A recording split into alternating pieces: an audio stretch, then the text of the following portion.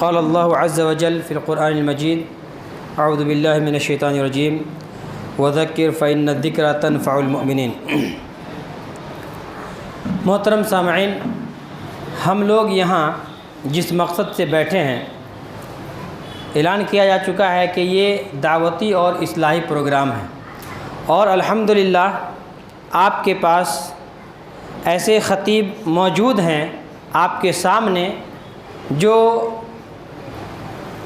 آپ کے سامنے تعارف کے محتاج نہیں ہیں، سب لوگ بخوبی جانتے ہیں انہیں۔ میں بس اس پروگرام کا مقصد آپ کے سامنے بیان کر رہا ہوں۔ یہ ہے دعوتی اور اصلاحی پروگرام۔ اللہ رب العالمین نے فرمایا وَذَكِّرْ فَإِنَّ الذِّكْرَىٰ تَنفَعُ الْمُؤْمِنِينَ۔ لوگوں کو نصیحت کیجئے، کیونکہ آپ نصیحت کرتے رہیں گے، علماء کو بلا بلا کے تقریر کرواتے رہیں گے، جو ایمان والے ہوں گے اس کو بڑا فائدہ ہوگا، جو ایمان والے نہیں ہوں گے اس کو فائدہ نہیں ہوگا، یاد رکھیے۔ تو سب سے پہلے یہاں بیٹھنے کا مقصد ہمیں اور آپ کو کیا کرنا ہے؟ اپنے اپنے ایمان کو تازہ کرنا۔ آپ ایمان والے ہیں، اپنے ایمان کو زندہ رکھنا اور زندہ دلی کا ثبوت پیش کرنا ہے۔ ایک مقصد اپنے دلوں میں رکھیے کہ ہم جو یہاں علماء خطبہ کے بیان کو سن رہے ہیں، عمل کرنے کی کوشش کیجیے، کیونکہ عمل سے زندگی بنتی ہے، جنت بھی جہنم بھی۔ عمل سے زندگی بنتی ہے، جنت بھی جہنم بھی۔ یہ خاکی اپنی فطرت میں نہ نوری ہے نہ ناری ہے۔ ہم اگر چاہیں گے کہ ڈائریکٹ فرشتہ ہو جائیں اور جنت میں چلے جائیں، نہیں ہو سکتا ہے۔ اور ہم اتنے گئے گزرے بھی نہیں ہیں کہ ہم شیطان ہو جائیں، نہیں، ہم انسان ہیں، ہم خطا بھی کرتے ہیں اور اللہ سے معافی بھی مانگتے ہیں۔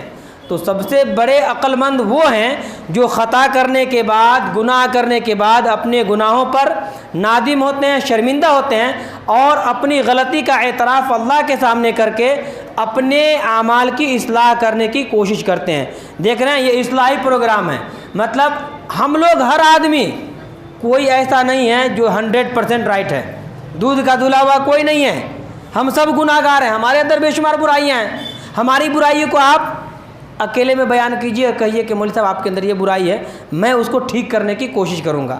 اسی طریقے سے جو ہم یہاں سنتے ہیں، سننے کے بعد آپ اگر عمل کرتے ہیں اور اس پر عمل پیرا رہتے ہیں تو پروگرام کا مقصد بھی کامیاب ہوا اور آپ بھی کامیاب ہو جائیں گے۔ وگرنہ یاد رکھیے وَمَنْ أَعْرَضَ عَنْ ذِكْرِي فَإِنَّ لَهُ مَعِيشَةً ضَنْكًا۔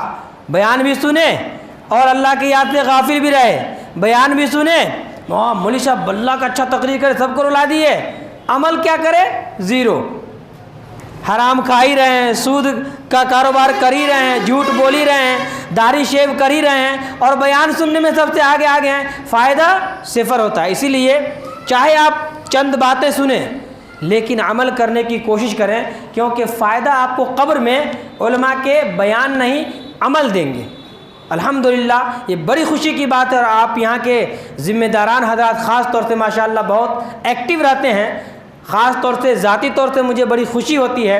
میں ایک بار آپ تمام لوگوں کے ساتھ سب سے پہلے ہمارے دور دراز سے تشریف لائے ہوئے فضیلت الشیخ عمر فاروق محمدی حفظہ اللہ و تولی کا تہ دل سے استقبال کرتا ہوں۔ اہلاً و سہلاً مرحبا۔ اس کے بعد ہمارے نئے خطیب اور نئے فارغ جو امسال عمر آباد سے فارغ ہو رہے ہیں، حافظ عبد الرحیم عمری حفظہ اللہ و تولی کا بھی تہ دل سے استقبال کرتا ہوں۔ اہلاً و سہلاً مرحبا۔ اس کے علاوہ آپ جو سامعین حضرات ہیں جو یہاں تشریف لائے ہیں، اپنی مشغولیت کو چھوڑ کر، مصروفیت کو چھوڑ کر اور اپنے کام کاج کو چھوڑ کر، آپ تمام لوگوں کا تہ دل سے ایک بار استقبال کرتا ہوں۔ اہلاً و سہلاً مرحبا۔ اور یہاں کے منتظمین اور ناظمین کا بھی بہت بہت استقبال کرتا ہوں کہ آپ لوگ اس طرح کے دینی کام میں حصہ لیتے ہیں اور دینی پروگرام کو آئے دن کرتے رہتے ہیں۔ لیکن سب سے ایک گزارش یہی کرتا ہوں کہ اپنے دلوں کو ضرور جھانکیے، اپنے دلوں کو ضرور ٹٹولیے، آپ کے دل میں کیا ہے، کتنی خرابی ہے، اس کو اصلاح کرنے کی کوشش کیجیے۔ اس کی اصلاح اگر ہو گئی تو ہمارا کامیاب جلسہ پروگرام اور یہ جتنے بھی دینی مجالس ہیں، یہ سارے کے سارے مجالس کامیاب اور کامران ہوں گے۔ وگرنہ ریاکاری اگر میں پڑ گئے، دنیا یہ ہرپن علی میں 10 مساجد ہیں، سارے مسجد والے بولیں گے محمدیہ مسجد والے کتنے اچھے ہیں، بار بار پروگرام کرتے ہیں، اور سینہ پورا کالا پڑا ہوا ہے، گندگی ہمارے دلوں کے اندر ہے۔ اصلاح ہے ہی نہیں، ہم خود سدھر ہی نہیں رہے ہیں، تو کیا ہوگا؟ اللہ کے نبی صلی اللہ علیہ وسلم نے ارشاد فرمایا من سمع اللہ بہ ومن یرائی یرائی اللہ بہ، سنانے کے لیے، دکھاوے کے لیے عمل کریں گے تو یاد رکھیے کل قیامت کے دن پوری کائنات کے سامنے اللہ آپ کو کھینچ کے لائے گا اور کہے گا دیکھو یہی وہ آدمی تھا جو دنیا میں دکھاوے کے لیے عمل کرتا تھا، سنانے کے لیے کام کرتا تھا۔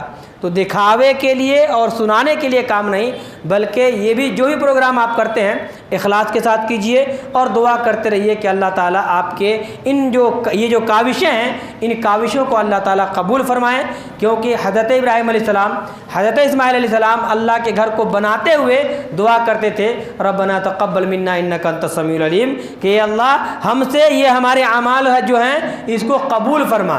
تو جو خدمات آپ کرتے ہیں اس کی قبولیت کے لیے اللہ تعالیٰ سے کثرت سے دعا کرتے رہنی چاہیے۔ بلا تاخیر میں اس مجلس کا آغاز قرآن کریم سے کرنا چاہتا ہوں، کیونکہ وقت بہت ہی محدود ہے اور ہمارے سامنے دو ماشاءاللہ بہت اچھے اور عظیم خطیب موجود ہیں، تو اس مجلس کا آغاز میں بلا کسی تاخیر بابو RD عبداللہ فرحان سے میں کرنا چاہتا ہوں۔ آپ آئیں اور تلاوت قرآن مجید سے اس مجلس کا آغاز کریں۔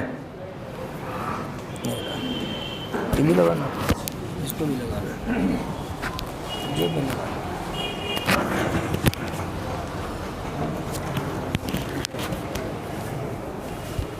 السلام علیکم ورحمۃ اللہ وبرکاتہ۔ اعوذ باللہ من الشیطان الرجیم،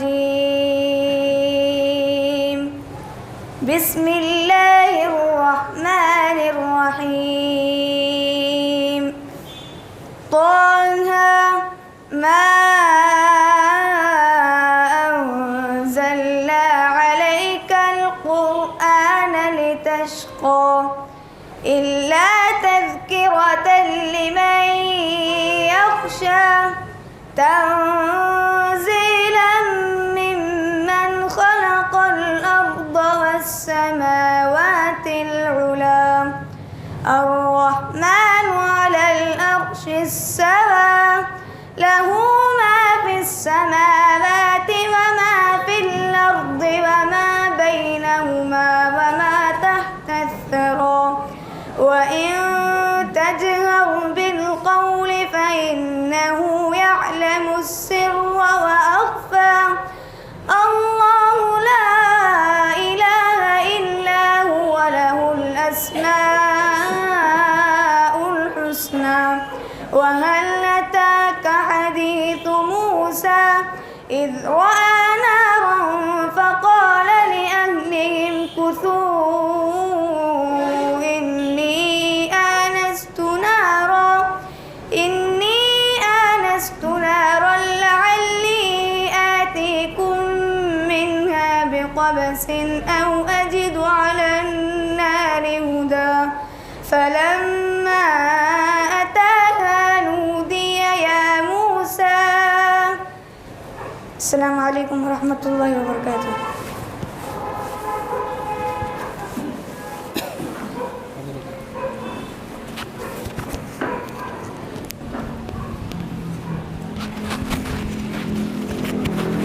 ماشاء اللہ، جزاکم اللہ خیر و احسن الجزاء، بارک اللہ فیکم۔ اللہ تعالیٰ آپ کی آواز میں مزید چاشنی عطا فرمائے، اللہ تبارک و تعالیٰ آپ کو حافظ قرآن بنائیں، عالم بعمل بنائیں اور تادم حیات دین کی خدمت کرتے رہنے کی توفیق عطا فرمائیں۔ الحمدللہ جب کبھی قرآن کی آواز کانوں تک گونجتی ہے تو اہل ایمان کے ایمان تازہ ہو جاتے ہیں۔ تو جبھی بھی ہم قرآن کی آواز کو سنیں تو اس کے معانی پہ غور کریں، اگر ابھی نہیں تو بعد میں کسی علماء سے پوچھیں کہ وہ بابو جو تلاوت کیا تھا اس کا مطلب کیا ہے۔ ہم لوگ بس سن لیتے ہیں، دھیان ہی نہیں دیتے ہیں۔ یہ قرآن بھائی اللہ کی کتاب ہے اور آپ کے لیے لاہ عمل جو ہے وہ قرآن ہی ہے نا، عمل کہاں سے کرتے ہیں؟ یہیں سے کرتے ہیں۔ تو کبھی کبھی دن میں 1 آیت 2 آیت آپ پڑھنے کی کوشش کیجئے قرآن کو ترجمے کے ساتھ، انشاءاللہ یقیناً کبھی بھی کہیں بھی آپ قرآن سنیں گے تو آپ کے دل کو چاشنی ملے گی، آپ کا ایمان تازہ ہوگا اور یقیناً آپ کو قرآن کی آواز سننے میں سکون محسوس کریں گے آپ۔ تو اس طریقے سے انشاءاللہ ہم لوگ اپنے ماحول کو بنائیں، یقیناً اللہ رب العالمین ہمیں قرآن سے لگاؤ اور محبت پیدا کرے گا۔ قرآن سے اپنے آپ کو جوڑ کر رکھیے، انشاءاللہ اللہ سے جڑے رہیں گے اور یہی طریقہ آپ کو جنت تک لے کے جائے گا۔ بلا تاخیر ہم اپنے اس مجلس کے پہلے مقرر اور الحمدللہ ابھرتے ہوئے نوجوان اور خطیب ہیں، حافظ قرآن ہیں، بہت دور کے نہیں ہیں، آپ کے سماج کے ہیں، آپ کے معاشرے کے ہیں اور آپ کے ہر عمل سے واقف ہیں، آپ کے رگ و ریشہ سے واقف ہیں، نس نس سے واقف ہیں۔ اور ایسے عالم جب بیان کرتے ہیں تو بسا اوقات دل کو چوٹ بھی لگتی ہے، کیونکہ وہ آپ کی حرکتوں کو جانتے رہتے ہیں۔ تو اگر آپ کے دل کو ٹھیس پہنچے تو آپ صرف اس کو اللہ کے لیے معاف کیجئے اور عمل کرنے کی کوشش کیجئے۔ الحمدللہ میں نے اکثر دیکھا ہے کہ جو عالم عوام کے ہوتے ہیں، مطلب گاؤں گھر کے ہوتے ہیں، تو چونکہ وہ ہر چیز سے واقف رہتے ہیں، آپ کی خامی کیا ہے، آپ کی خرابی کیا ہے، اس کو وہ قرآن و حدیث کی روشنی میں بیان کرنے کی کوشش کرتے ہیں۔ الحمدللہ میں بذات خود شیخ موصوف کی تقریر کو میں پہلی بار آج سنوں گا اور امید رکھتا ہوں کہ انشاءاللہ اللہ تعالیٰ ان کی زبان میں تاثیر دیا ہے اور اللہ مزید دیتا رہے۔ میں اس شعر کے ساتھ شیخ محترم کو دعوت اسٹیج دینا چاہ رہا ہوں۔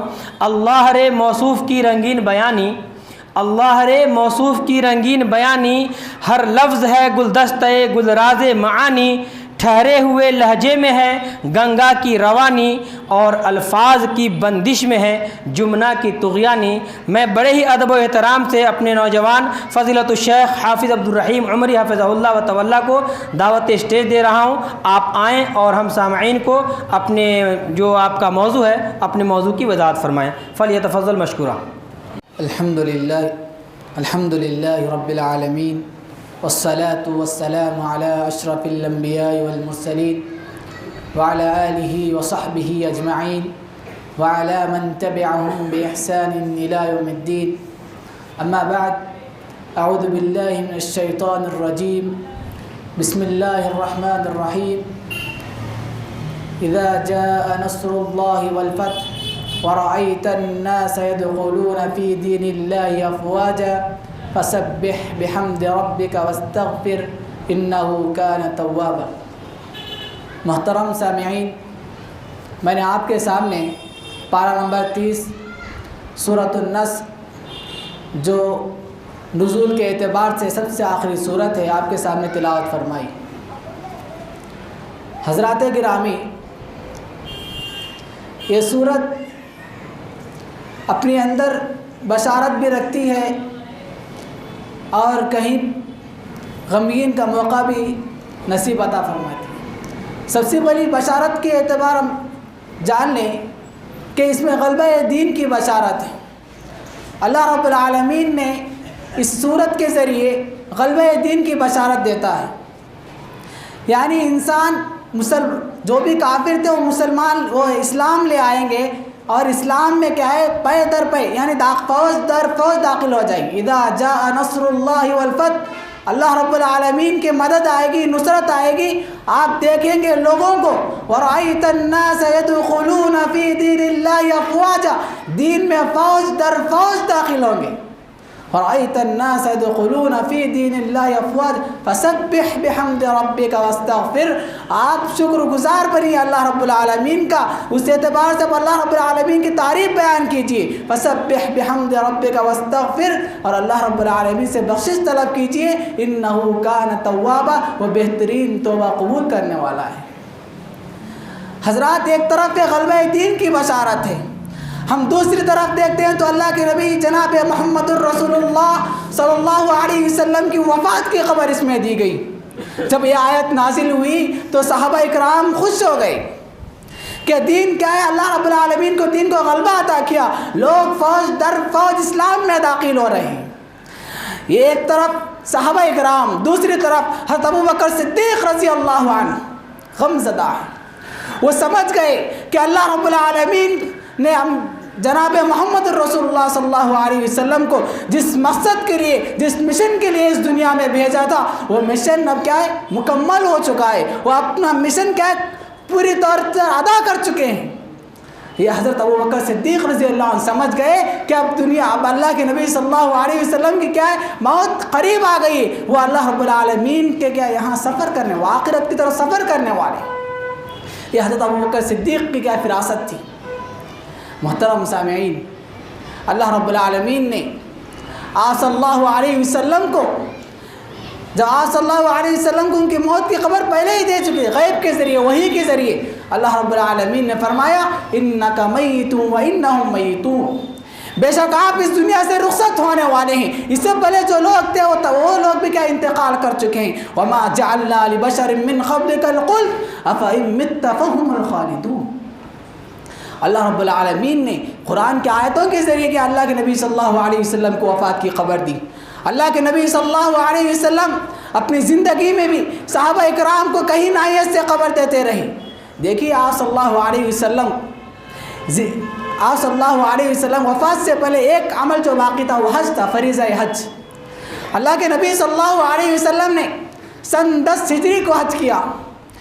جب حج کے لیے روانہ ہوئے تو آپ صلی اللہ علیہ وسلم کو اللہ رب العالمین نے وہیں پر کیا بتلا دیا کہ آپ کا کیا دین مکمل ہو چکا ہے، اب آپ کے لیے کچھ کام باقی نہیں، آپ کا مشن مکمل ہو چکا ہے. آپ میدان عرفہ میں وقوف کیے تو اللہ رب العالمین نے سورۃ المائدہ کی آیت اتاری الیوم اکملت لکم دینکم واتممت علیکم نعمتی ورضیت لکم الاسلام دینا. آج کے دن ہم نے تمہارے اوپر کیا دین کو کیا مکمل کر دیا. اللہ رب العالمین نے فریض حج کے بعد اللہ کے نبی صلی اللہ علیہ وسلم سے کہہ دیا کہ اب دین میں کوئی کیا ایسی نئی چیز ایجاد کرنے کوئی چیز ہے ہی نہیں، دین کا مکمل ہو چکا ہے. اللہ رب العالمین نے آپ صلی اللہ علیہ وسلم کے خوشخبری دے دی. اللہ کے نبی صلی اللہ علیہ وسلم صحابہ اکرام رضوان اللہ علیہم اجمعین سے حج کے دوران آپ صلی اللہ علیہ وسلم صحابہ اکرام کو بلا کر کیا نصیحت کرتے ہیں. فرماتے لعلی القاکم بعد عام ھذا، فرماتے ہیں کہ میری آخری ملاقات ہو سکتی ہے، اس کے بعد کیا ہے میری زندگی باقی رہے گی یا نہیں رہے گی. اللہ کے نبی صلی اللہ علیہ وسلم کئی مرتبہ اپنی کیا وفات کی خبر دے چکے صحابہ اکرام، اور وصیت کرتے ہیں فرما ترکت فیکم ما ان لم تمسکتم بہ لن تضلوا بعدہ ابدا. فرمایا میں تمہارے درمیان 2 چیزوں کو چھوڑ جا رہا ہوں. ترکتو کا جو تعبیر اللہ کے نبی صلی اللہ علیہ وسلم استعمال کیے، اس سے معلوم ہوتا ہے کہ اللہ کے نبی صلی اللہ علیہ وسلم اب کے سفر آخرت کی طرف روانہ ہونے والے تھے. اللہ کے نبی صلی اللہ علیہ وسلم کئی موقع پر، ایک موقع جب آپ صلی اللہ علیہ وسلم جب مدینہ واپس آئے تو آپ صحابہ جو شہداء کا مقبرہ، شہداء کے جو مقبرے تھے، آپ صلی اللہ علیہ وسلم جو مدینہ سے 10 کلومیٹر کے دور پر ہے، آپ صلی اللہ علیہ وسلم وہاں پر گئے. صلی اللہ علیہ کے الفاظ آتے، آپ صلی اللہ علیہ وسلم وہاں جا کر نماز پڑھے یا ان کے لیے دعائیں کی. یہ بتلانا چاہ رہے تھے آپ صلی اللہ علیہ وسلم میری زندگی میں، میری زندگی باقی رہتے ہوئے، میں زندہ رہتے ہوئے آپ کے لیے آخری دعا ہے. اب میں بھی تمہارے پاس آنے والا ہوں، میرا بھی کیا ہے مقام یہیں پر ہے، میں بھی کیا قبر میں دفن ہونے والا ہوں. آپ صلی اللہ علیہ وسلم شہداء کے مقبرے آ کر یہ کہہ رہے ہیں کہ میرا کیا ہے آخری وقت ہے، میں بھی اس دنیا سے رخصت ہونے والا ہوں. اسی طرح ایک موقع پر ایک بڑھیا آتی ہے آپ صلی اللہ علیہ وسلم کو میراث کا مسئلہ پوچھنے کے لیے. آپ صلی اللہ علیہ وسلم فرماتے ہیں اگر تم دوبارہ آؤ تو اگر مجھے نہ پاؤ تو حضرت ابو بکر صدیق رضی اللہ عنہ سے پوچھ لینا. یہ تمام چیزیں جو آپ صلی اللہ علیہ وسلم صحابہ اکرام کو بتا رہے تھے، کئی موقع پر اقوال جو کئی باتیں بتلا رہے تھے، یہ تمام چیزیں آپ صلی اللہ علیہ وسلم کی وفات کی خبر کیا ہے دے رہے تھے. آپ صلی اللہ علیہ وسلم 29 صفر 29 صفر کو آپ صلی اللہ علیہ وسلم بیمار ہو گئے، مرض الموت میں مبتلا ہو گئے آپ صلی اللہ علیہ وسلم، اور ان کا بخار سخت ہوتی گئی. آپ صلی اللہ علیہ وسلم کی وفات 12 ربیع الاول کو ہوئی. آپ صلی اللہ علیہ وسلم اپنی وفات سے پہلے اپنی بیٹی فاطمہ لخت جگر تو فاطمہ کو بلا کے ایک نصیحت کرتے ہیں، کچھ کان میں کہتے ہیں تو فاطمہ رضی اللہ عنہا زار و قطار رونے لگتی ہے. پھر ایک بار بلاتے ہیں، پھر ایک بار کہتے ہیں تو خوش و خرم ہو جاتی ہے. حضرت عائشہ صدیقہ رضی اللہ عنہا فاطمہ رضی اللہ عنہا کو بلا کر پوچھتی ہے اللہ کے نبی صلی اللہ علیہ وسلم آپ کے والد محترم نے کیا بتلایا آپ کو؟ فاطمہ رضی اللہ عنہا عائشہ رضی اللہ عنہا سے فرماتی ہے یہ راز کی بات ہے، یہ میرے والد محترم کی راز کی بات ہے، میں تمہیں نہیں بتلاؤں گی. حضرت عائشہ رضی اللہ عنہا سمجھ رہے کیا بات ہے، وہ کیوں نہیں بتلا رہے؟ آپ صلی اللہ علیہ وسلم کی وفات کے بعد جب اور ایک مرتبہ حضرت عائشہ صدیقہ رضی اللہ عنہا فاطمہ رضی اللہ عنہا سے پوچھتی ہیں تو بتلاتے ہیں کہ آپ صلی اللہ علیہ وسلم نے جب مجھے پہلی مرتبہ بلا کر، میرے والد محترم نے جب پہلی مرتبہ بلا کر یہ کہا کہ میں اس دنیا سے جانے والا ہوں تو میں زار و قطار رونے لگی۔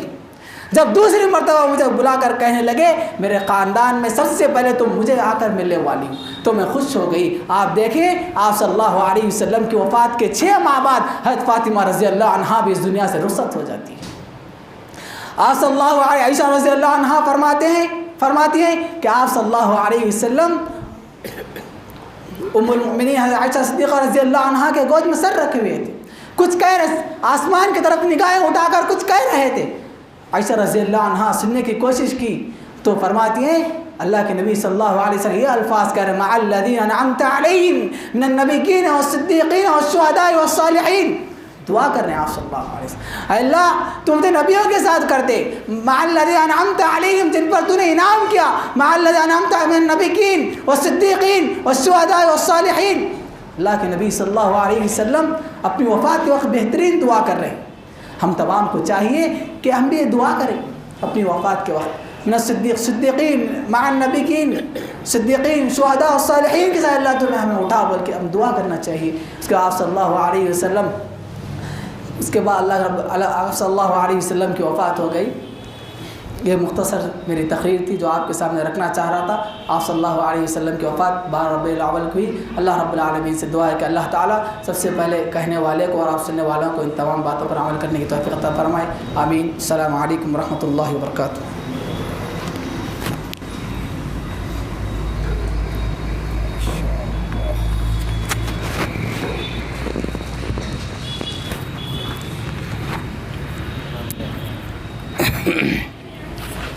شکرا جزیلا، جزاکم اللہ خیر و احسن الجزاء، بارک اللہ فیکم۔ یہ تھے فضیلت الشیخ حافظ عبد الرحیم عمری حفظہ اللہ و تولی۔ مجھ کو تیرے انداز سخن پر ہی ناز ہے، مجھ کو تیرے انداز سخن پر ہی ناز ہے، تو آ گیا تو سارے ہی محفل پہ چھا گیا۔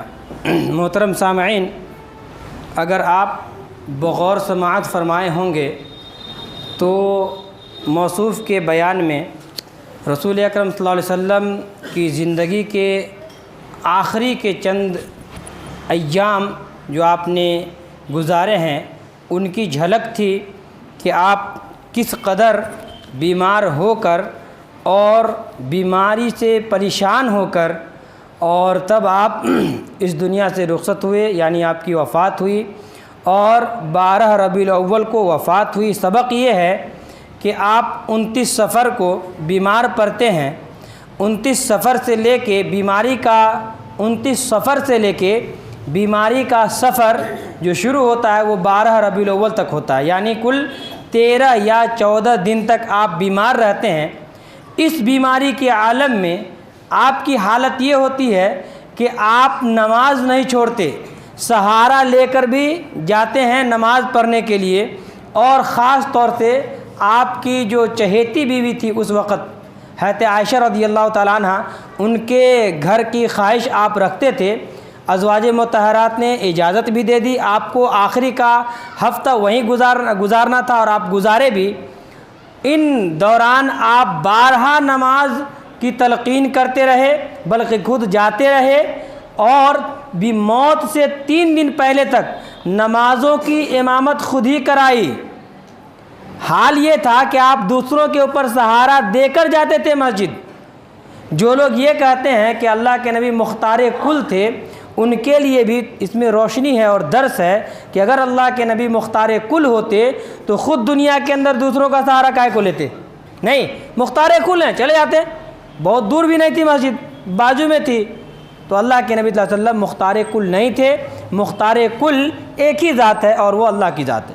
دوسری بات، اللہ کے نبی صلی اللہ علیہ وسلم ہر نماز کو وقت کے ساتھ ادا کرتے تھے۔ آپ کے لیے درس کیا ہے کہ چاہے آپ کتنا بھی بیمار کیوں نہ ہوں، آپ کا مائنڈ کام کر رہا ہے، نماز پڑھنا ہے، آپ کو دماغ کام کر رہا ہے تو آپ کو نماز پڑھنی ہے۔ اگر آپ چلنے کی طاقت رکھتے ہیں تو مسجد میں آ کر، نہیں چلنے کی طاقت رکھتے ہیں تو گھر میں بیٹھ کر۔ آئی سی یو میں ہے، آپ ہوش میں ہیں تو آئی سی یو میں بھی آپ کے لیے نماز معاف نہیں ہے۔ ہمارا حال کیا ہوتا ہے، تھوڑا سا درد ہوا، بلہ کا درد ہو رہا ہے سر میں، جا کے سو گئے، تھوڑی سی بخار آئی، نہیں مول صاحب 3 دن سے بیمار تھے، بخار، کیا بخار، کون بخار، ٹھنڈ بخار، اب نہیں نماز پڑھیں گے تو اور ٹھنڈی لگے گی اور مریں گے آپ۔ اللہ کو یاد کرتے ہوئے مریں گے تو انشاءاللہ اچھی موت ہوگی، گھر میں سو کو مریں گے اچھی موت نہیں ہوگی۔ اللہ کے نبی صلی اللہ علیہ وسلم مرنے سے 1 دن پہلے وصیت کی ہے لوگوں کو، الصلاۃ والصلاۃ وما ملکت ایمانکم، لوگوں نماز پڑھو، نماز پڑھو۔ آپ بتائیے کسی کا باپ کتنا ہی خراب کیوں نہ ہو، بچہ کتنا ہی خراب کیوں نہ ہو، آخری وقت میں اگر باپ بچے سے وصیت کرے کہ بیٹا یہ کام تو کر لینا، بیٹا اگر جواری بھی ہو، جوا کھیلنے والا، شرابی بھی ہو، تو بھی بیٹا اپنے باپ کی وصیت پہ عمل کرنے کی کوشش کرتا ہے، نہیں میرے ابو ایسا بولے تھے کرنے کر دیتا ہوں۔ نہیں، ہم لوگ کیسے ہیں اللہ کے نبی کی امتی؟ اللہ کے نبی مرنے کے وقت میں ہم لوگوں سے وصیت کیے الصلاۃ والصلاۃ وما ملکت ایمانکم، لوگوں نماز پڑھنا، اور جو آپ کے لونڈی ہیں، جو آپ کے ہمسائے ہیں، اس کا خیال رکھنا۔ کتنے ہم نماز کی پاسداری کرتے ہیں، کتنے کرتے ہیں؟ جتنے لوگ ابھی ہیں، آخر نماز میں اتنے لوگ کیوں نہیں رہتے ہیں؟ فجر میں یہ لوگ کہاں رہتے ہیں؟ گھروں میں سوئے رہتے ہیں، کیوں؟ کیا محبت ہے آپ کو اللہ کے نبی صلی اللہ علیہ وسلم سے؟ ہاں کہ محمد سے وفا تو نے تو ہم تیرے ہیں، یہ جہاں چیز ہے کہ اللہ و قلم تیرے ہیں۔ محمد سے اگر وفا کرنا ہے، محبت کرنی ہے تو اللہ کے نبی کے فرمان پہ عمل کرنا ہوگا، اللہ کے نبی کی احادیث کو سینے سے لگانا ہوگا اور اس کو عملی جامہ پہنانا ہوگا، وگرنہ یاد رکھیے خالی زبانی دعویٰ کر لیں گے، چاہے کتنا بھی دعویٰ کر لیں، زبانی دعویٰ کرنے سے آپ کامیاب نہیں ہو سکتے۔ دنیا میں کامیاب لوگ کہیں گے، آپ کو ہوں گے تو نہیں، لوگ کہیں گے دیکھو ماشاءاللہ فلاں بلّہ کا کامیاب ہے، لیکن وہ کامیابی اصل کامیابی نہیں ہے۔ کامیابی کیا ہے؟ پڑھیے سورہ آل عمران، سورہ نمبر 3 آیت نمبر 185، فمن زحزح عن النار وادخل الجنہ فقد فاز۔ اگر آپ قیامت کے دن آپ جہنم سے بچا لیے گئے، جنت میں آپ کا داخلہ کر دیا گیا، تب سمجھیے کہ آپ کامیاب ہو گئے، وگرنہ یہ کامیابی کوئی کامیابی نہیں ہے۔ اسی لیے اگلا موضوع بھی آپ کے سامنے، نبی صلی اللہ علیہ وسلم سے محبت کیوں اور کیسے ہی ہے۔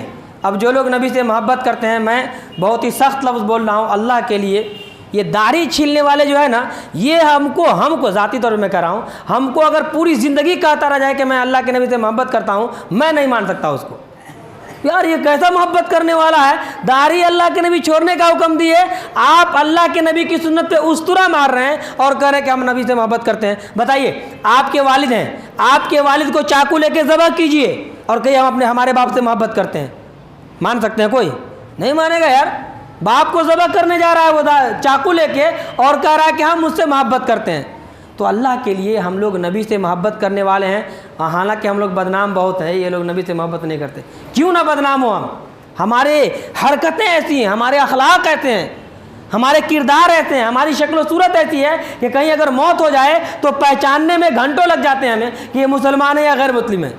شکل ایسا بنا کے رکھے ہیں، بال کا اسٹائل دیکھیے، ہاتھ میں دیکھیے ہماری مطلب کیا کیا پہن کے رکھتے ہیں۔ شکل سے میں سچی بات بتا رہا ہوں، ہمارے پڑوسی 3 3.5 سال تک میں اس کو کافر سمجھتا رہا، 3 سال تک۔ چند دن پہلے ہم کو معلوم ہوا، 2 آدمی بیٹھے تھے، میں جانتا تھا کہ یہ مسلمان ہیں، اس کو میں نے سلام کیا تو بازو والا جواب دیا، تب ہم کو سمجھ میں آیا کہ یار وہی مسلمان ہی ہے۔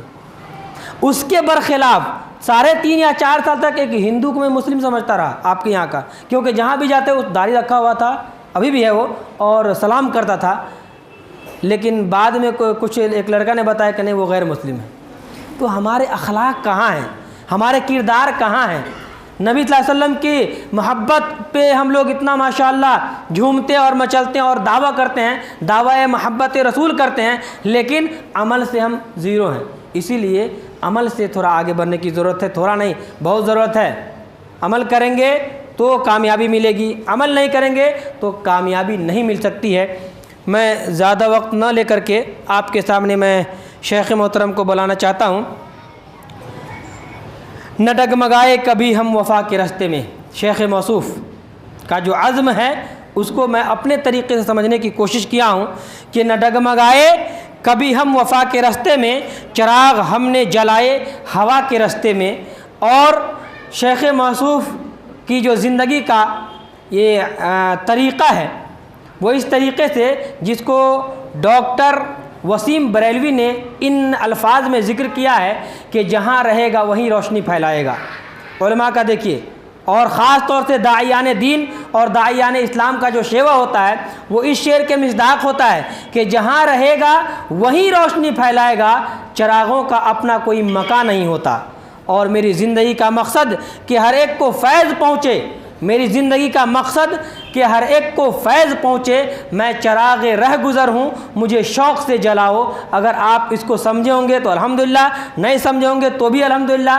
میں فضیلت الشیخ سے بلا کسی تاخیر بڑے ہی ادب و احترام کے ساتھ میں گزارش کر رہا ہوں فضیلت الشیخ عمر فاروق محمدی حفظہ اللہ و تولا سے کہ آپ ڈائز پر تشریف لائیں اور اپنے موضوع کی وضاحت فرمائیں۔ واضح رہے کہ آپ کے موضوع اللہ کے نبی صلی اللہ علیہ وسلم سے محبت کیوں اور کیسے ہیں۔